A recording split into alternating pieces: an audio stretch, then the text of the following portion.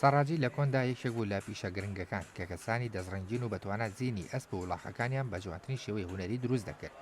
بەڵام لەگەڵ پێشکەوتنەکان و هاتنی بەلێشایی ئۆتۆمبیل و پێشکەوتنی کارتەکانی کوشت و کاڵ و گواستنەوە ئەم پیشەیە وەک زۆرێک لە پیشە دەستیەکانی تر بەرەو لە ناوچوون دەچێت.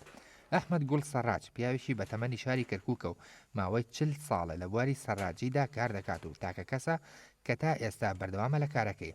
دەڵێت پیشەی سەڕاجی بەهۆی گۆڕانکاری لە شێوازی ژیانی هاوڵاتیان و هێنانی زینی هاوردە لە دەروی وڵات بەرەو لە ناوچوون دەچێت.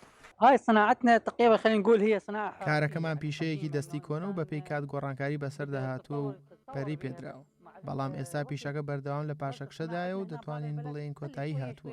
ئەم بازرگانیمان بە شێوەیەکی بەرچاو کاریگەری لە دەستداوە. من تەنها کەسم لە کەرکووک ئەم کارە دەکەم و هیچ کەسێک نایەوێت ئەم کارە بکات لەبەر ئەوەی دەستکەوتی کەمە. ئەحمەد سەڕاج کە لە تەمەنی 15 ساڵیەوە لە شاری کەرکووک ئەم کارە دەکات دەڵێت پێشتر جوتیاران و خاوەن شێڵگەکانی بەخێوکردنی ئەسب لە گوندەکانی دەوروبەری کەرکووک بۆ بەدەستهێنانی زینی ئەسپ و پێداویستیەکانی تر ڕویان لە دوکانی سەڕاجەکان دەکرد. بەڵام ئێستا خواست لەسەر زینەکان بە شێوەیەکی بەرچاو کەمی کردووە. دەژڵێت سەرڕای کەمبوونەوەی داهاتی ئەم کارە بەڵام ئەم پیشەیە بۆتە ئارەزوو خولیە. ئەحمەد سەڕاج ئاماژەی بەوە داوە کە کەرەستەکانی دروستکردنی زینەکان وەکو چەرمی دروستکراو لە بازاڕەکانی کەرکووک دەکرێت و هەموو کارەکانی تری دروستکردنی زین و قایش و بەشەکانی تر بەدەست دەکرێت و پیشەکە لە 100% پشت بە لێهاتووی سەڕاجەکە دەبەستێت. وهاي الصناعة تقريبا هي قليلة جدا يعني صارت ئەم بازرگانیە لە 100% پشت بەکاری دەستی دەبەستێت. ئێمە تەنها کەرەستە سەرەکیەکان لە بازار دەکڕین.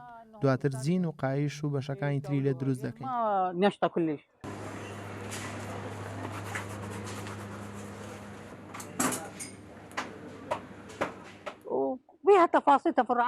زۆر وردەکاری هەیە سەبارەت بە پێکاتەی زین و قایش و دروستکردنی گیرفان و جانتا و شوێنی تایبەت تێیدا. هەروەها وردەکاری تر هەیە سەبارەت بە جاکردنەوەی چەرمی پیشەسازی و چەرمی ئەسڵی کە ئەوەش لە چوارچەوەی پیشەی سەراجەکاندایە. ئەحمەد سەڕاج هەرچەندە دەزانێت پیشەکەی چارەنووسێکی نادیار چاوەڕێی دەکات بەڵام هەموو هەوڵێک دەدات و بە ئەرکی خۆی هەڵدەستێت بۆ هێشتنەوەی ئەم پیشەیە بە زیندوی. هیچ نەبێت ئێستا توانیوێتی ئەو کارە بکات.